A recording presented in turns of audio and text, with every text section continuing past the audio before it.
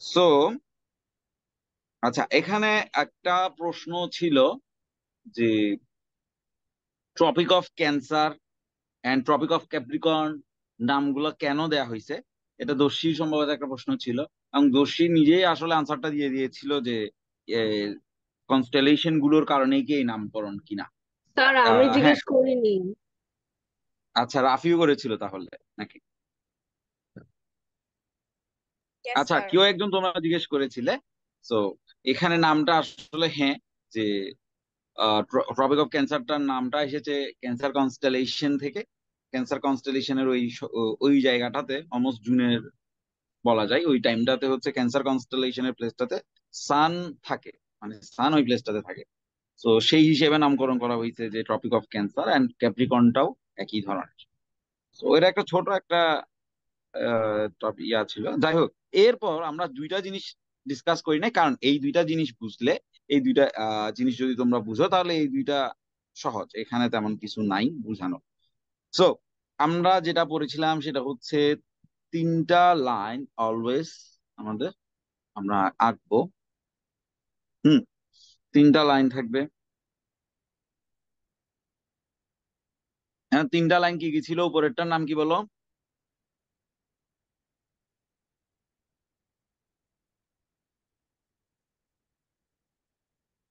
Sir কি বললেন? তিনটা লাইন, মাঝখানে হচ্ছে ইকুয়েটর, ঠিক আছে? Twenty yes three sir. Point five degree নর্থের লাইনটার নাম কি? সরি স্যার, আবার বলতে পারবেন? স্যার এটা হচ্ছে ইকুয়েটর।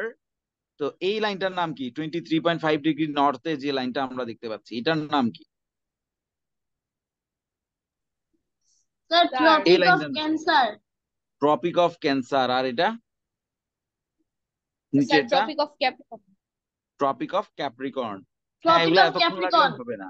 ওকে, কিন্তু এগুলো আরেকটু স্পিডে বলতে হবে, আরেকটু দ্রুত বলতে হবে, কারণ এগুলো অনেকবার করে বলা হয়েছে। হ্যাঁ। সো নিচেরটা হচ্ছে টপিক অফ ক্যাপ্রিকর্ন, উপরেরটা হচ্ছে টপিক অফ ক্যান্সার। সো আমরা এইখানে 21 জুনের যে সিচুয়েশনটা ছিল, এখানে আমরা খেয়াল করি যে কোথায় এটা পড়ছে। এটা যদি ইকুয়েটর হয়, এটা যদি টপিক অফ ক্যান্সার হয়, এটা হচ্ছে টপিক অফ ক্যাপ্রিকর্ন। মানে এখানে যে লাইট ডিরেক্টলি পড়তেছিল সেটা হচ্ছে টপিক অফ ক্যান্সার। আবার 22 ডিসেম্বরে যখন যাই, তখন আওয়ারটা আস্তে আস্তে আস্তে আস্তে এদিকে চলে আসলো, না ডানে চলে আসলো, রাইটে চলে আসলো। তখন সানলাইটটা ডিরেক্ট পড়তেছে ট্রপিক অফ ক্যাপ্রিকর্ন। সো যে যখন সেটা ডিরেক্টলি যে এরিয়াতে পড়ো, ওই এরিয়াতে হচ্ছে মেনলি সামার হয়। আমরা এগুলো আগের ক্লাসে অনেক ডিসকাস করছি কেন সামার হচ্ছে। আহ মেনলি প্রলংড সানলাইট পাচ্ছে, সেই জন্য সামার হচ্ছে। এছাড়াও ন্যাচারাল কষ্ট আছেই, তোমার কোনো একটা এরিয়াতে কতটুকু ট্রি আছে এটা অনেক বেশি রোল প্লে করে। রিভার কতটুকু আছে এটাও হচ্ছে, মানে ওয়াটার সোর্স কতটুকু আছে ওইটাও একটা রোল প্লে করে। ওগুলা তো আছেই, কিন্তু এছাড়াও মেইন যে রোলটা সেটা হচ্ছে সানের রোল। তো সানের রোল আমরা গত ক্লাসে বলেছিলাম কেমনে কি হচ্ছে। আমাদের আর্থ একটু বাঁকা হয়ে ঘুরার কারণে, হ্যাঁ, তুমি ওইটা হচ্ছে গ্লোবটা যেহেতু বাঁকা হয়ে ঘুরতেছে, সেহেতু সবকিছু বাঁকা ভাবে চেঞ্জ হচ্ছে এখানে। দাগগুলো সেই জন্য এখানে সব বাঁকা হচ্ছে আমাদের। আর হচ্ছে এরপর আমরা আসি হচ্ছে 23 সেপ্টেম্বর অ্যান্ড 21 মার্চ। তো এই দুইটা জিনিস তোমরা দেখতে পাচ্ছ যে এখানে তো আমরা বলেছিলাম এটা 6 মান্থস এর গ্যাপ আছে। তো এই দুইটা জিনিস হচ্ছে ঠিক তার মাঝের দুইটা জায়গা, যেটাকে আমরা বলতেছি অলমোস্ট 3 মান্থস গ্যাপ, অর্থাৎ মাঝখানে, এই পথটার মাঝখানের অংশটাতে। আবার ঠিক উপরের দিকেও সেম 21 মার্চটাও হচ্ছে অলমোস্ট 3 মান্থস গ্যাপ। হ্যাঁ।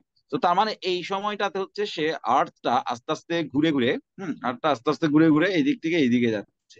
তো ঠিক যাওয়ার পথে ঠিক মাঝখানের অংশটাকে আমরা এখানে কাউন্ট করতেছি, কারণ যাতে আমাদের আরেকটা জিনিস বুঝতে সুবিধা হয়। এই সময়টাতে যেটা ঘটে সেটা হচ্ছে, দেখো 21 মার্চ অ্যান্ড 23 সেপ্টেম্বর, আমরা যদি এক সাইড থেকে পুরো ঘটনাটা দেখতেছি, দেখো আর্থকে আমাদের সামনে রেখে আমরা পিছন থেকে দেখতেছি। হ্যাঁ, মাঝখানে সূর্য, আর্থ হচ্ছে আমাদের এখানে। তো আর্থ যখন এদিক দিয়ে ঘুরে ঘুরে যাচ্ছে, তখন আর্থের একটা সাইড অলওয়েজ আমাদের পিছন দিক হয়ে আছে। এটা হচ্ছে সেই সাইড, সেই জন্য আমরা এই অংশটা পুরোটা হচ্ছে কি দেখতেছি, পুরোটা দেখতেছি নাইট।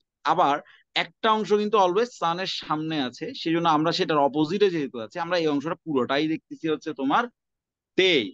হ্যাঁ, কিন্তু এই বামে আর ডানে যে লেফট এন্ড রাইটে যে দুইটা পিকচার আছে ওইখানে হচ্ছে আমরা হাফ হাফ করে দেখতে পারতেছি, কারণ সানলাইট পুরোপুরি হাফ হয়ে যাচ্ছে। কিন্তু যে সামনে পিছনে আছে এটা আমরা যদি 3D চিন্তা করে থাকি তখন আমরা এক্স্যাক্টলি বুঝতে পারবো। কিন্তু এখানে যে পিকচারটা আমরা নিয়ে ডিসকাস করছি এটা হচ্ছে একটা 2D পিকচার, 2 ডিমেনশনাল।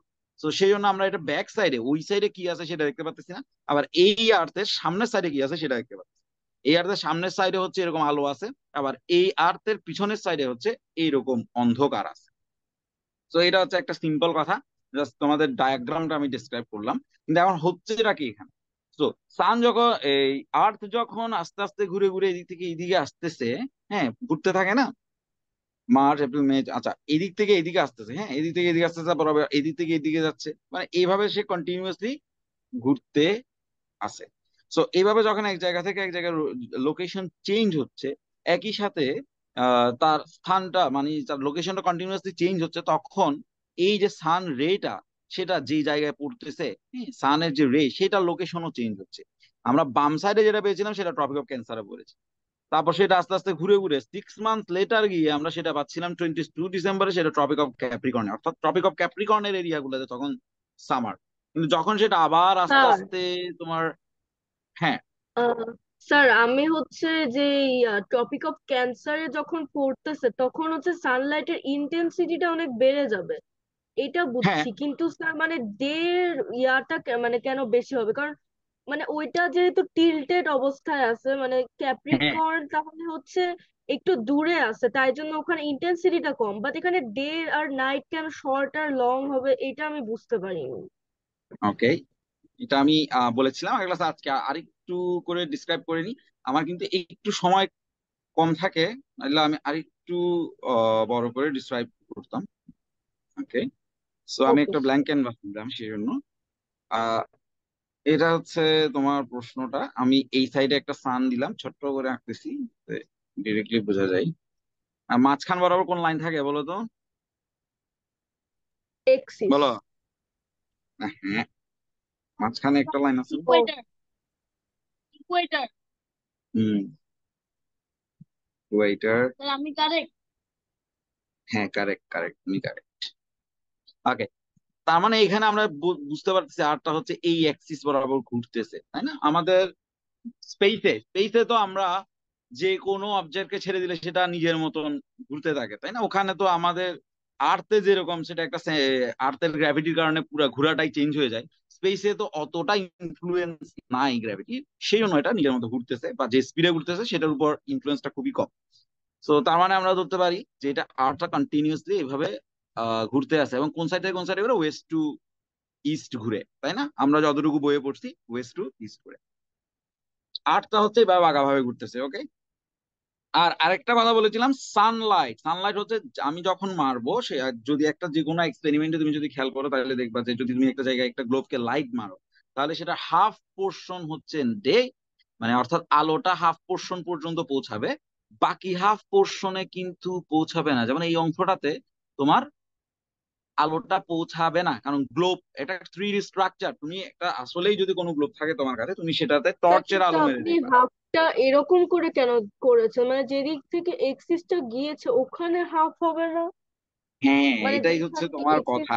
হাফটা হচ্ছে এইভাবে হচ্ছে না কেন, কারণ এক্সিস এটা আর্থের লোকেশন আর সানের লোকেশন দুইটা আমাকে দেখতে হবে। সানটা আমার সেন্ট্রালে আছে, তাই তো? Yes sir.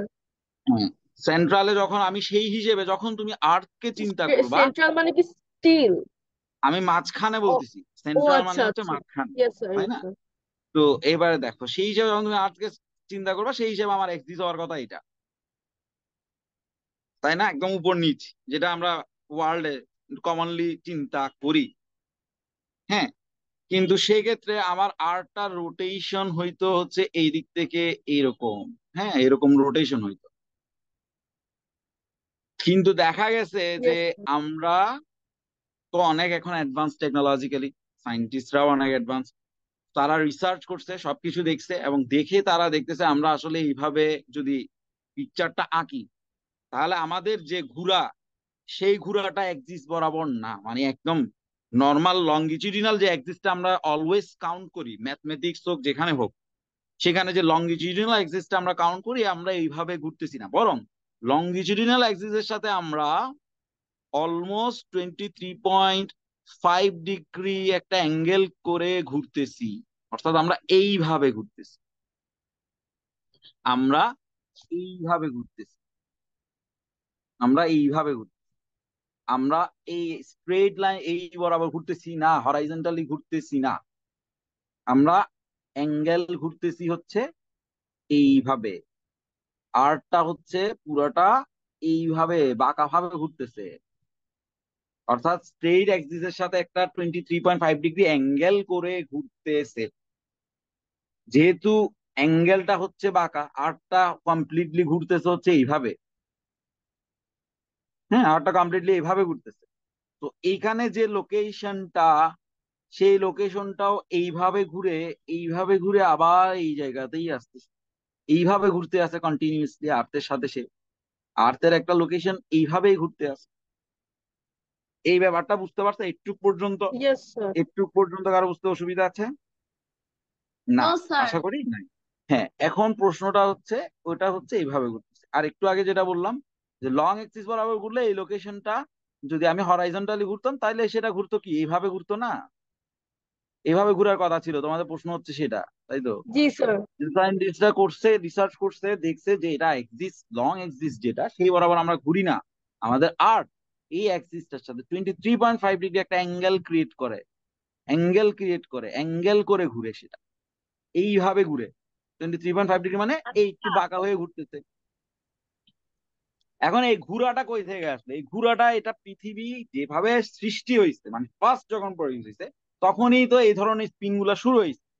আমি যদি বিগ ব্যাং থিওরিটাকেও তোমাদের সামনে আনি, যে একটা বিশাল একটা বিগ ব্যাং হইলো, ওখান থেকে বিভিন্ন পার্টিকেলস একসাথে হয়ে বা বিভিন্ন পার্টিকেলস ধরো ব্লাস্ট হওয়ার মাধ্যমে বিভিন্ন ভাবে ছড়ায় পড়ছে। এখন স্পেসে তো তোমার ওইভাবে কোনো গ্র্যাভিটি নাই, জিরো গ্র্যাভিটি, আমরা জানি মানুষ গেলে ওখানে ভাসে।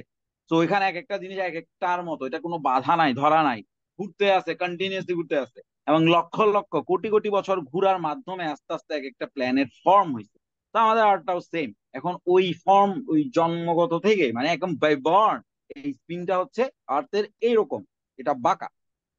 ওকে, এখন এই স্পিনটা বাঁকা হওয়ার কারণে, এই স্পিনটা যেহেতু স্ট্রেইট না, সেহেতু এখানে যে লোকেশন সেটা সাধারণত যদি স্ট্রেট হইতে এইখানে আসে, যে এইভাবে যদি ঘুরতো, যেহেতু পৃথিবীটা এইভাবে স্ট্রেট ভাবে ঘুরতেছে না, বরং একটু বাঁকা হয়ে ঘুরতেছে, সো এখানে যে লোকেশনটা আছে সেটাও কিন্তু এভাবেই ঘুরতে থাকে কন্টিনিউয়াসলি। আর্থ তো মেইনলি লোকেশন তো ঘুরতেছে না, আর্থ ঘুরতেছে। আর্থটা যখন এই থেকে এদিকে আসতেছে, লোকেশনটাও অটোমেটিক চলে আসতেছে না আর্থের সাথে সাথে। তো এইভাবেই সে এইভাবে কন্টিনিউয়াসলি ঘুরতে থাকে। এখন হচ্ছে বাকি প্রশ্নটা, ডে নাইট লং কেন হচ্ছে? আমি একটু রিমুভ করে দিই।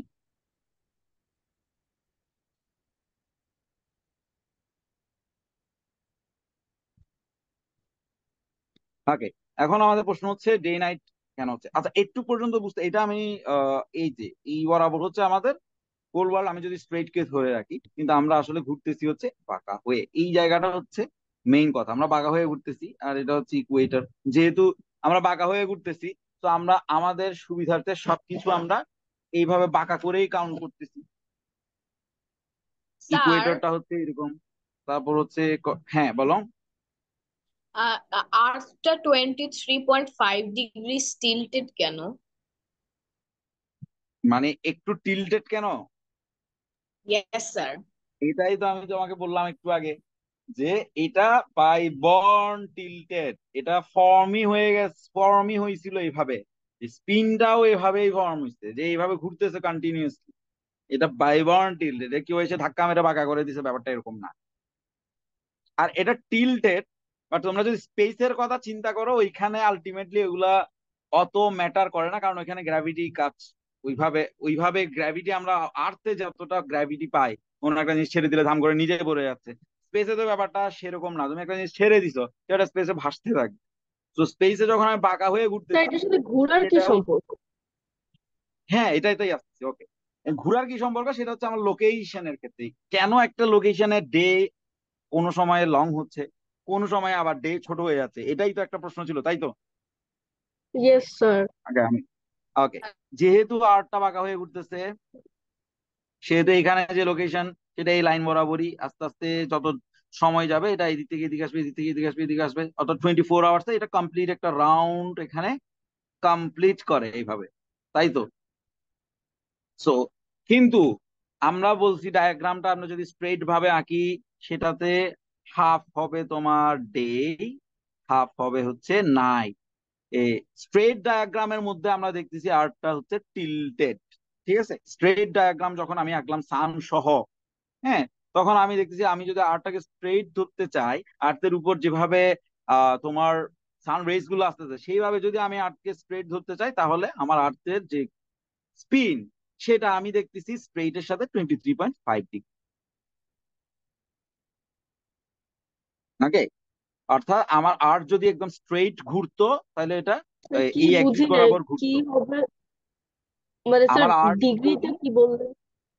হ্যাঁ, এই যে আমি যখন দেখতেছি যে আর্টটা একটু টিল্টেড হয়ে ঘুরতেছে, এটা বুঝার একটা সহজ ওয়ে কি যে আর্ট কি আসলে টিল্টেড হয়ে ঘুরতেছে, সেটা বুঝে সহজ উপায় হচ্ছে তুমি সানরে এটা ক্যালকুলেট করো। সানরে এটা কিভাবে ক্যালকুলেট করবো? সানরে ক্যালকুলেট করবো, আমরা জানি যে কোনো গ্লোবে আমি যদি লাইট লাইট মারলাম, ঠিক আছে, সেটা হচ্ছে আমার এভাবে লাইট গুলো আসলো, লাইট গুলো আসলো, লাইট গুলো আসলো, এই গ্লোব একটু পর্যন্ত তোমার হচ্ছে হাফ পুরা আলোকিত থাকবে, হ্যাঁ, পুরোটা ডে থাকবে, অনেক লাইট থাকবে। কিন্তু বাকি হাফে, যেহেতু এটা একটা গ্লোব, বাকি হাফটা পুরোটা অন্ধকার থাকবে। একটা 3D গ্লোব, একটা সার্কেল, একটা গ্লোব, ওটা তুমি হাতে নিয়ে যদি এটা তোমরা রিয়েলি এক্সপেরিমেন্ট করো, তোমাদের বাসায় যদি কোনো গ্লোব থাকে, তাহলে ব্যাপারটা অনেক ইজিলি তোমরা বুঝে যাবে। একটা গ্লোবের এক সাইডে আমি আলো মারলে ওটা শুধু ওই একটা হাফ পর্যন্ত তোমার লাইট দেয়, বাকি হাফটা দেয় না।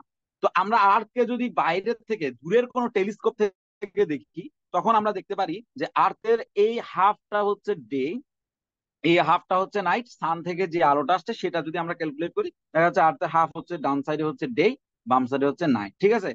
কিন্তু যখন আমরা সেই ডে নাইটের সাথে স্পিনটা যদি দেখি যে আর্থ, আচ্ছা ঠিক আছে, আমি ডে নাইট দেখলাম যে আর্থ এর থেকে, সূর্য থেকে এভাবে রেড আসতেছে, এই ফার্স্ট হাফ হচ্ছে ডে, পরের হাফ হচ্ছে নাইট, এটা স্বাভাবিক।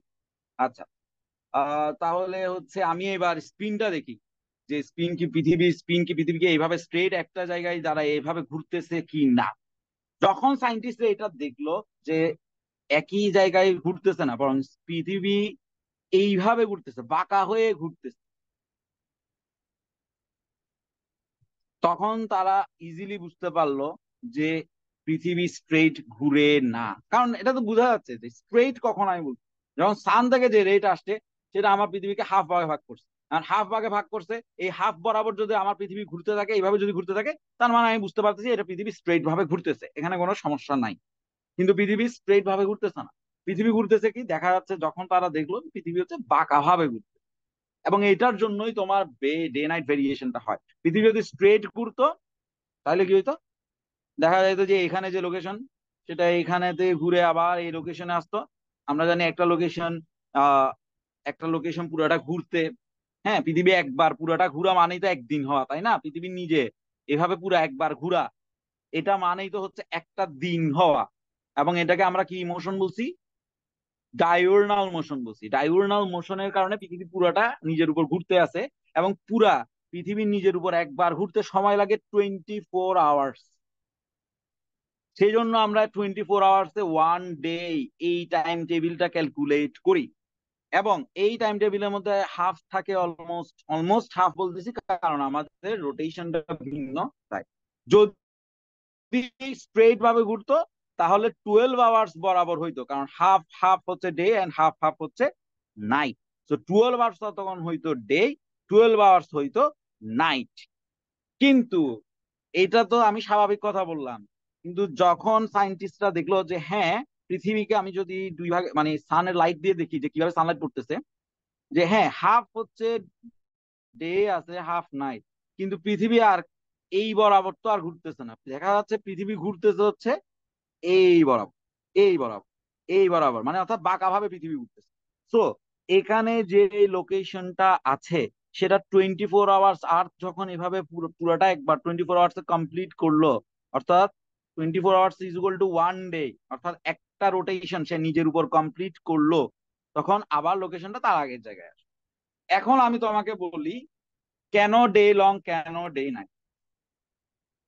সান থেকে যে লাইটটা আসতেছে সেটা কিন্তু ঠিকই তোমার পৃথিবীর হাফকে আলো দিচ্ছে, এবং এই হাফের যে এক্সিস, যে লংগিটিউডিনাল এক্সিস, সেটার সাথে পৃথিবী ইকুয়ালি ঘুরতেছে না, বরং সেটার সাথে অ্যাঙ্গেল করে ঘুরতেছে, অর্থাৎ একটু বাঁকা হয়ে ঘুরতেছে। এই যে একটা অ্যাঙ্গেল অ্যাঙ্গেল করে ঘুরতেছে, যেটাকে 23.5 ডিগ্রি, এই অ্যাঙ্গেলের কারণে এখানে যে লোকেশন আছে সেটাও অ্যাঙ্গেল হয়েই ঘুরতেছে। সো এইবার তুমি এই দাগটা খেয়াল করো, এখানে হাফ হচ্ছে ডে, হাফ হচ্ছে নাইট ছিল, পুরো ওয়ার্ল্ড এর হাফ হচ্ছে ডে, এই হাফ হচ্ছে ডে, এন্ড এই হাফ হচ্ছে নাইট।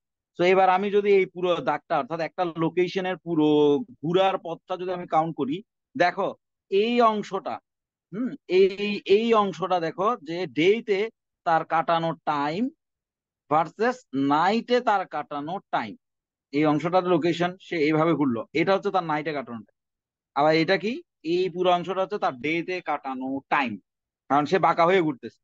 তাইলে এখানে আমরা দেখতে পাচ্ছি ডেতে কাটানো টাইমটা তার অনেক লং, ডেতে যে ঘুরতেছে এইটা অনেক লং, অপরদিকে নাইটে যেটা ঘুরতেছে সেই টাইমটা বা সেই সময়টা অনেক শর্ট, যেহেতু সে বেশিক্ষণ ধরে ডেতে ঘুরতেছে। ডেই তো পুরাটা, এই অংশটা পুরোটাই তো ডে, এবং সে এইভাবে ঘুরে আবার এইদিকে ব্যাকে যাচ্ছে, অর্থাৎ এই অংশটা হচ্ছে আমার অনেক বড়, এই অংশটা লং, অপরদিকে এই অংশটা শর্ট। তার মানে ডে তে আমি বেশি পাচ্ছি ওই লোকেশনটা, অর্থাৎ ওই লোকেশনটা বেশি সময় ডে তে কাটাচ্ছে। এখন যেই সময় বেশি সময় ডে তে কাটায়, অর্থাৎ সে সানলাইট বেশি পাচ্ছে। বেশিক্ষণ ধরে ডে থাকা মানে কি, ওই জায়গায় সানলাইটও বেশিক্ষণ ধরে থাকা। বেশিক্ষণ ধরে সানলাইট থাকা মানে কি, বেশিক্ষণ ধরে হিট আসা। হিট বেশিক্ষণ আসা মানে কি, ওই জায়গায় আলটিমেটলি গরম বেশি হওয়া। গরম বেশি হইলে আমরা বলি যে সামার শুরু হয়ে গেছে বা সামার হচ্ছে। অপরদিকে দেখা যাচ্ছে তার নাইট যে টাইমটা কাটায়, নাইটের অংশটা খুবই শর্ট, অর্থাৎ সে খুব কম সময়ের জন্য নাইটে রাতটা ওই এরিয়াতে হয়। তো রাত যখন ছোট হচ্ছে, ওই এরিয়াটা কুল ডাউন হওয়ার সময় কম পাচ্ছে। কুল ডাউন হওয়ার সময় যখন কম পাচ্ছে, তার মধ্যে গরমটা থেকে যাচ্ছে। কুল ডাউন হওয়ার আগে আরেকটা দিন আবার শুরু হয়ে যাচ্ছে, আবার সে ডে শুরু হয়ে গেছে, আবার একটা লং ডে সে পাস করলো। এইভাবে সে দিন, প্রত্যেক দিন সে লং একটা ডে ডে পাচ্ছে, এবং ওই জায়গাটা উইন্টার হচ্ছে। কিন্তু যখন আস্তে আস্তে আর্থ তো শুধুমাত্র নিজের উপর ঘুরতেছে তা না, আর্থ কিন্তু একই সাথে সানের চারপাশে ঘুরতেছে, আর্থ কিন্তু এই রোটে এইদিকে ঘুরতেছে। যখন আস্তে আস্তে আস্তে আস্তে এদিকে আসতেছে, তখন কিন্তু আর্থ সান যে রেটা মারতেছে, সেটা কিন্তু আর আস্তে আস্তে ট্রপিক অফ ক্যান্সারে পড়তেছে না। সেটা আস্তে আস্তে আর্থের লোকেশন চেঞ্জ হওয়ার সাথে সাথে এই সাইডে ডানে এসে আমরা দেখতেছি এটা ডিরেক্ট পড়তেছে ট্রপিক অফ ক্যাপ্রিকর্নে। অপরদিকে ট্রপিক অফ ক্যান্সার তখন উঠে গেছে উপরে। কারণ তুমি বাম সাইডের পিকচারের সাথে ডান সাইডের পিকচার কম্পেয়ার করে দেখো, সেম পিকচার, কিন্তু লোকেশন চেঞ্জ হওয়ার কারণে সানলাইটটা পড়তেছে ডিফারেন্ট জায়গায়।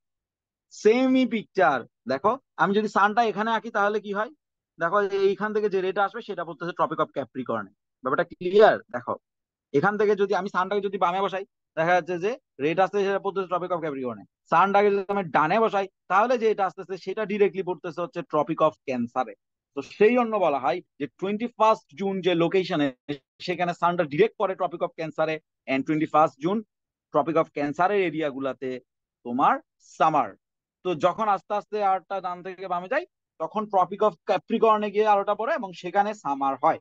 মাঝখানের যে পথটা, সেটাতে হচ্ছে, আমি বললাম না লোকেশন চেঞ্জের সাথে সাথে তোমার সানলাইটটাও আস্তে আস্তে আরেক জায়গায় পড়ে। তো মাঝখানে যে পথটা সেই সময় গিয়ে পড়ে হচ্ছে তোমার ইকুয়েটর লাইনে।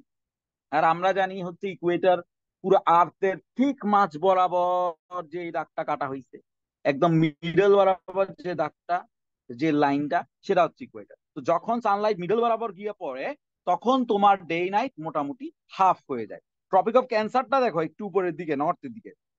ট্রপিক অফ ক্যাপ্রিকনটাও দেখো একটু নিচের দিকে, তো সাউথের দিকে। তো কিন্তু ইকুয়েটরটা হচ্ছে একদম মিডল বরাবর। তো এই জায়গায় যখন সানলাইটটা পড়ে, তখন সেটা বরাবর দুইটা হাফ, অর্থাৎ ডেতেও সমান টাইম থাকে, নাইটেও তোমার সমান টাইমটা আমরা দেখতে পারি। রোটেশনের কারণে ডেতেও সমান থাকে, নাইটেও আমরা সেম টাইম দেখতে পারি। তো অলমোস্ট 12 আওয়ার্স, 12 আওয়ার্স বলা যায় 21 মার্চ এন্ড 23 সেপ্টেম্বর। তো 23 সেপ্টেম্বর থেকে আস্তে আস্তে লোকের দিন চেঞ্জ হয়, আবার 21 ইয়া থেকে এটা আবার বামে আসে, আবার আগের মতো অবস্থায় চলে যায়।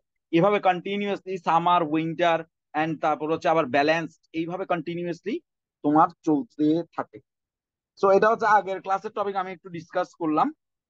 তোমরা হচ্ছে এই টপিকটা আমি যা বুঝাইছি এইখানে এই অংশটা থেকে এই অংশটা পুরাটা ভালো করে পড়বা, এটা তোমাদের পড়া থাকলো। নেক্সট ক্লাস আমি ডিরেক্ট প্রশ্ন করবো, আমি যা ডিসকাস করছি মোটামুটি ওগুলাই এখানে হয়তো বা লেখা আছে। এরপর আমরা আজকে তো নতুন একটা টপিক চাচ্ছিলাম পড়াইতে। তো দেখো, ডিফারেন্স অফ ওয়েদার, এটা আমাদের এত বেশি করার দরকার না, এটা তোমরা পড়ে নিবা, কারণ এখানে তেমন কঠিন কিছু না। আমি একটু তবুও দেখাই দিই যে for example summer, monsoon, winter, এই তিনটা সিজন আমি আগের ক্লাসে বলেছিলাম যে আমরা মেইনলি এই তিনটা সিজন এখন দেখতে পাই আর কি, সামার, উইন্টার এন্ড মনসুন, এই তিনটা জিনিস দেখি। কিন্তু আমাদের আরো তিনটা সিজন আছে যেগুলো এখন খুব বেশি আমরা ওইভাবে অবজার্ভ করতে পারি না। তো the winter of our can not be compare to the winter of the polar region. Polar region মানে কি, একেবারে top region, north pole, south pole, যে পোল গুলা আছে ওই পোল গুলাকে আমরা পোলার রিজিয়ন বলি। এবং পোলার রিজিয়নের বৈশিষ্ট্য কি বা ক্যারেক্টারিস্টিক্স কি, যে ওখানে মোস্টলি তোমার বরফ থাকে। ওখানে মোস্টলি কেন বরফ থাকে, কারণ হচ্ছে আর্থ তো কন্টিনিউসলি এভাবে ঘুরতে আছে, হ্যাঁ, আর্থ তো কন্টিনিউসলি ঘুরতে আছে। কিন্তু আমরা বলেছি কি, সানলাইট ডিরেক্টলি মাঝখানের অংশটাতে পারে, আর এখানে পরে হচ্ছে একটু অ্যাঙ্গেল করে, তো এখানে যে ইন্টেন্সিটি সেটা অলওয়েজ কম থাকে।